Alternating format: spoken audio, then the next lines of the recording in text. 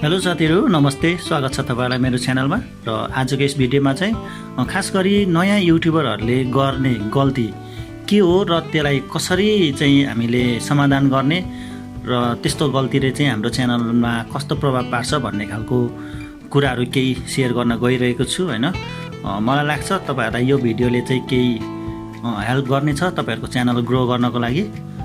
र साथीहरु, पहिलोचोटि मेरो भिडियो हेर्दै हुनुहुन्छ भने चाहिँ मेरो च्यानल सब्स्क्राइब गर्न नबिर्सिनुस्, आफ्नो साथीभाइहरुसँग नि शेयर गर्नुस्। यस्तै युट्युब सम्बन्धी टिप्स एन्ड ट्रिक्सहरु लिएर आउने गर्छु मेरो च्यानलमा। र साथीहरु, यति भन्दै अहिलेको भिडियो चाहिँ सुरु गरौँ। साथीहरु, युट्युब एउटा यस्तो प्लेटफर्म हो हैन, जुनमा चाहिँ जो व्यक्ति पनि आएर च्यानल क्रिएट गरेर चलाउन सक्छ। जो मान्छेले मेहनत गर्छ उले सक्सेस पाउँछ। जो मान्छेले युट्युबको हरेक रुल्स एन्ड रेगुलेसन फलो गर्छ, टिप्स एन्ड ट्रिक्सहरु फलो गर्छ उले अवश्य पनि सक्सेस पाउँछ। तर जो व्यक्ति चाहिँ हावामा आउने हैन, जे पाए त्यही भिडियोहरु हाल्ने, रुल्सहरु फलो नगर्ने त्यस्तो व्यक्तिले चाहिँ सक्सेस पाउँदैन, उसको समय मात्र बर्बाद भइरा हुन्छ। नयाँ युट्युबरहरुले युट्युबमा सक्सेस पाउनु छ भने चाहिँ तपाईहरुले सबैभन्दा सुरुमा एउटा कुरा गर्न चाहिँ एकदम आवश्यक छ, त्यो हो रिसर्च। जब तपाईहरुले चाहिँ कुनै पनि एउटा क्याटेगोरी चुज गर्नुहुन्छ आफ्नो युट्युब च्यानलको लागि हैन, चुज गर्नुस्। अनि भिडियोहरु बनाउँदाखेरि जहिले पनि कुन टपिकमा तपाईहरु भिडियो बनाउन खोज्दै हुनुहुन्छ, कुन टपिकमा चाहिँ तपाईहरु भिडियो बनाउन गइरहनु भएको छ, त्यो टपिकमा चाहिँ रिसर्च गर्नुस् हैन। राम्रो राम्रो कुराहरु टिप्नुस् हैन, पोइन्ट गर्नुस्, नोट आउट गर्नुस्। अनि त्यसपछि तिनीहरुलाई कम्बाइन गरेर तपाईले एकदम राम्रो खालको भिडियो चाहिँ तयार पार्नुस्, जसले गर्दाखेरि भ्युअर्सहरु अरु पुरानो युट्युबर्सको कुराहरु छोडेर तपाईलाई चाहिँ फलो गर्न बाध्य हुन्। र यसरी तपाईले भ्युअर्सहरु तान्नको लागि रिसर्च गर्ने बानी बसाउन चाहिँ एकदम जरुरी छ। तपाईले रिसर्च गर्नुस्, एकदम फ्याक्ट कुराहरु झिक्नुस्, किनभने युट्युब पनि एउटा अहिले सर्च इन्जिन भइसकेको छ। गुगल पछिको आउने भनेको युट्युब हो।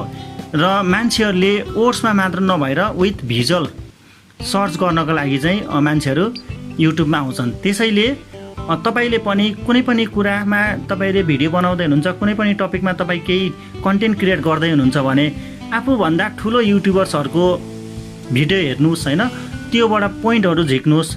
दुई तीन जना अरु युट्युबरहरुको भिडियो हेर्नुस्, त्यहाँबाट पनि दुई तीनवटा पोइन्ट्सहरु झिक्नुस् र तिनीलाई कम्बाइन गरेर चाहिँ तपाईले आफ्नो लागि एउटा राम्रो कन्टेन्ट बनाउनुस् अनि भिडियो प्रोड्युस गर्नुस्। जसले गर्दाखेरि तपाई नयाँ भए पनि यदि तपाईको कन्टेन्टमा चाहिँ दम छ, भ्युअर्सले खोजेको कुराहरु छ भने तपाईको च्यानल ग्रो हुनको लागि कुनै पनि समय लाग्दैन। तपाई एकदम सर्ट टाइममा पनि तपाईको च्यानल चाहिँ ग्रो गर्न सक्नुहुन्छ। बस तपाईले चाहिँ एउटा बानी के डेभलप गर्नु पर्यो भने रिसर्च गर्ने बानी, खोजी गर्ने बानी चाहिँ बसाल्नुस्। यसले गर्दाखेरि तपाईको च्यानलमा तपाई च्यानलको लागि एकदम बेटर क्वालिटीको कन्टेन्ट बनाउन चाहिँ तपाईलाई अवश्य पनि हेल्प गर्नेछ, जसले गर्दाखेरि तपाईको च्यानल ग्रो गर्न कुनै पनि समय लाग्ने छैन। र नयाँ युट्युबरहरूले चाहिँ धेरै जस्तो यसो यो रिसर्च गर्ने बानी गर्दैनन् हैन, जसले गर्दाखेरि उनीहरुको कन्टेन्टमा चाहिँ त्यो खालको पावर हुँदैन जसले चाहिँ भ्युअर्सलाई चाहिँ तान्न सकुन्। नयाँ युट्युबरहरू जब युट्युबमा आउँछन् उनीहरु चाहिँ के सोच्छन् भने युट्युबमा जस्तो भिडियो हाले पनि चलिहाल्छ हैन, युट्युबरको त्यो भ्युअर्सहरूले हेरिहाल्छन् भन्ने खालको उनीहरुको थिंकिङ हुन्छ। तर युट्युबमा पनि अब त्यस्तो लाटो खालको भ्युअर्सहरू हुँदैनन्, जुन व्यक्ति चाहिँ जे भिडियो पनि देखायो भने हेर्ने। आजभोलि धेरै भ्युअर्सहरू पनि चेन्ज भइसकेका छन्। उनीहरुले युट्युबमा चाहिँ गुगलमा जसरी हामीलाई इम्पोर्टेन्ट चिज चाहिने चिजहरू मात्र सर्च गर्छौं, त्यस्तै खालको सर्च चाहिँ उनीहरुले युट्युबमा गर्ने गर्छन्। र आजभोलि जस्तो पाए त्यस्तै भिडियोहरू जुनै पनि एउटा टपिकमा आफूलाई मन लागेको त्यो अर्थ न बर्थको भिडियोहरू हामीले अपलोड गर्यौं भने त्यस्तो खालको भिडियो कसैले पनि हेर्दैनन्।